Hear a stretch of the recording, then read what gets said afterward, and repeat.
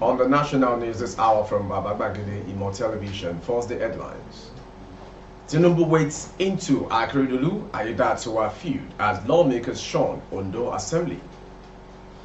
Tinubu's government inherited dead economy, Charles Soludo. NNPCL ends fuel import December 2024, projects 4.5 trillion naira revenue.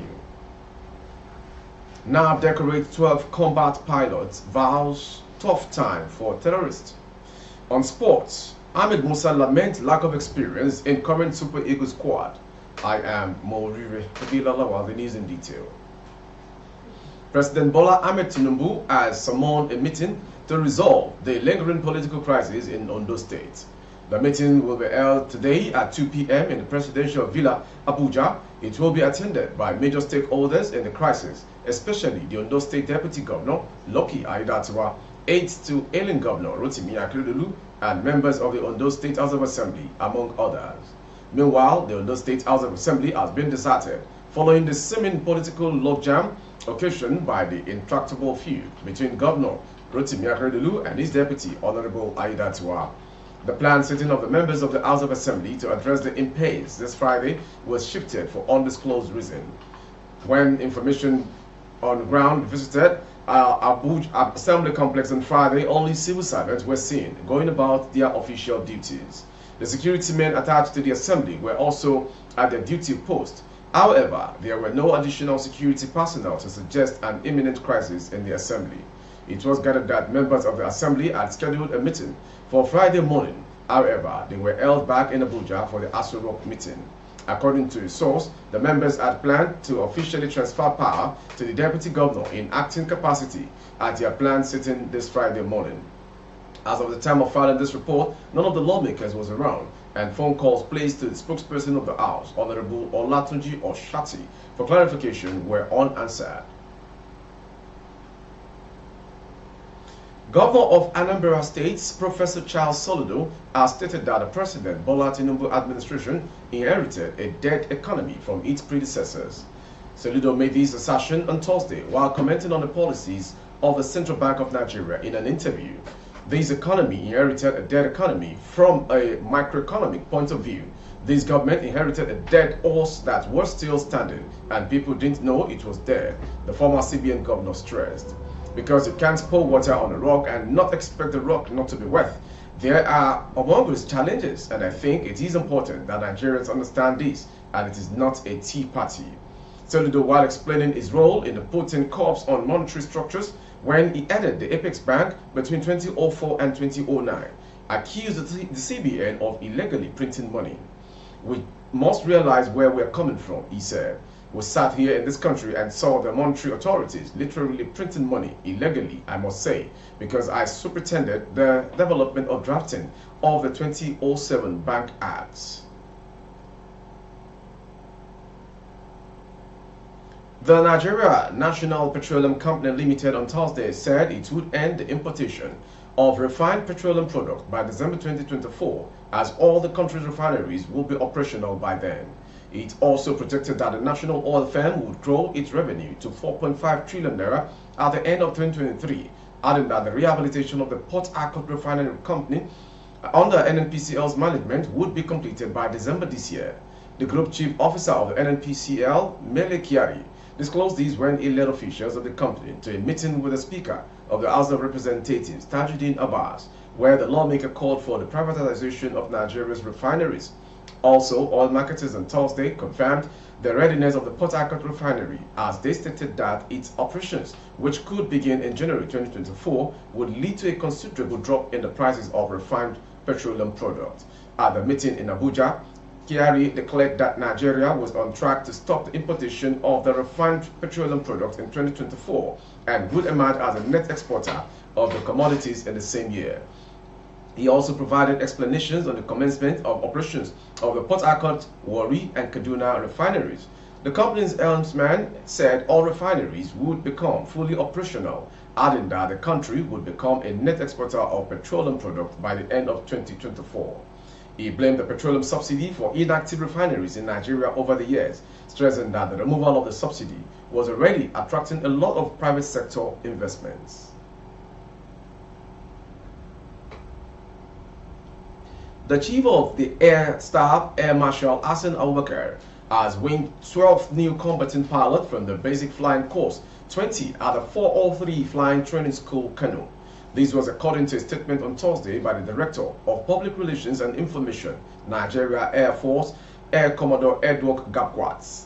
The CAS charged the pilot to justify the effort and resources invested in their training by contributing their best towards sustaining the successes recorded in the various theaters of operation within the country. Abubakar said that the NAV had continued to conduct independent and joint operations aimed at disseminating the criminals and denying them freedom of action, as well as shaping the operational environment in the various theaters. He said the efforts could only be sustained with the injection of new and vibrant pilots to add energy and bites to the operations.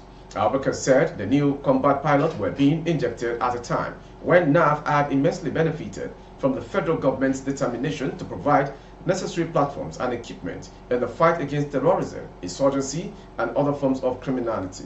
According to him, the acquisition of the new platform comes with the attendant consequences on manpower, training, and operating costs.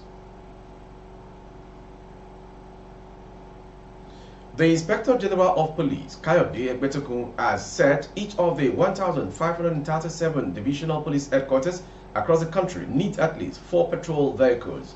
The IG, who appeared on Tuesday before the House of Representatives, identified poor funding and inadequate manpower as some of the challenges facing the Nigeria police force. Emefiele said the police also find themselves operating in a very difficult environment. The manpower in the police today is grossly inadequate. Even the criminals know that. The United Nations ratio of 1 to 400 is not attainable in Nigeria as of today, because the ratio in Nigeria is 1 to 1,000, which suggests that we have to double the manpower. For each of the 1,537 police divisional headquarters to get 4 patrol vehicles, it means the police would need to acquire about 6,148 vehicles. Findings shows that indicated that a brand new Toyota Hilux V6 costs at least 40 million naira. Some auto dealers who did not want their name in print quoted the price in phone interviews with correspondents on ground. The Kano State Police Command has arrested 7 persons for participating in the Wednesday protest following the reported contradiction in the judgment of the Court of Appeal sacking Governor Abba Yusuf. This was the concerned Yoruba community in Kano expressed fear over the claim that Yoruba in the northern state might come under attack because people believe that they were cheated by Yoruba president. The information also reported that both Election Tribunal and the Court of Appeal nullified the election of Governor Yusuf of the New Nigeria People's Party and declared the candidate of All Progressive Congress (APC), Nasiru Governor, as a winner. Following reported discrepancies in the certified through copy of the Court of Appeal judgment, a wild protest rocked Kano on Wednesday.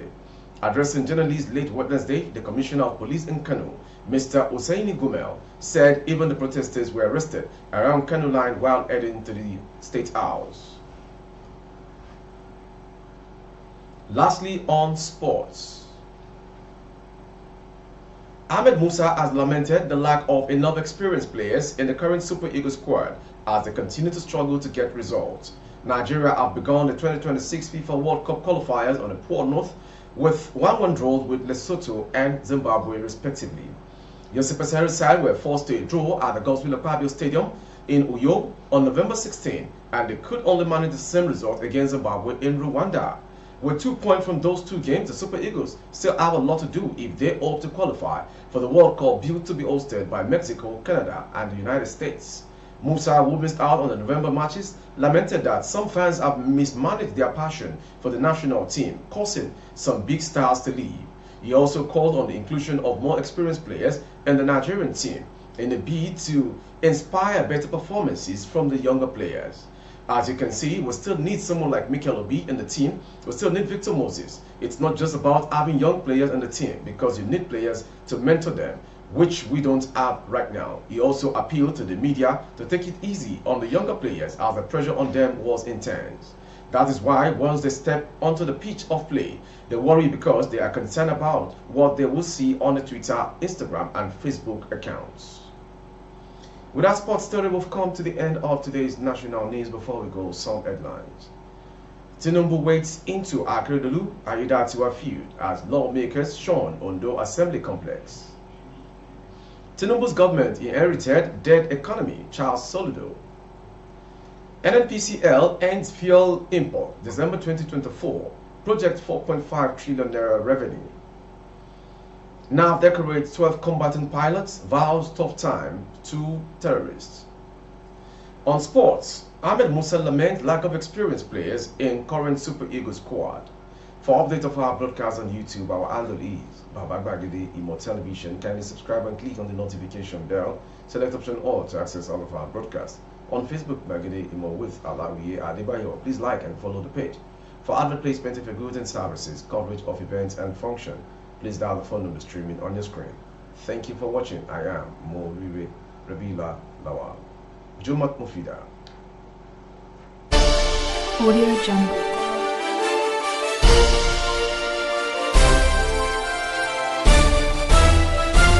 Audio Jungle.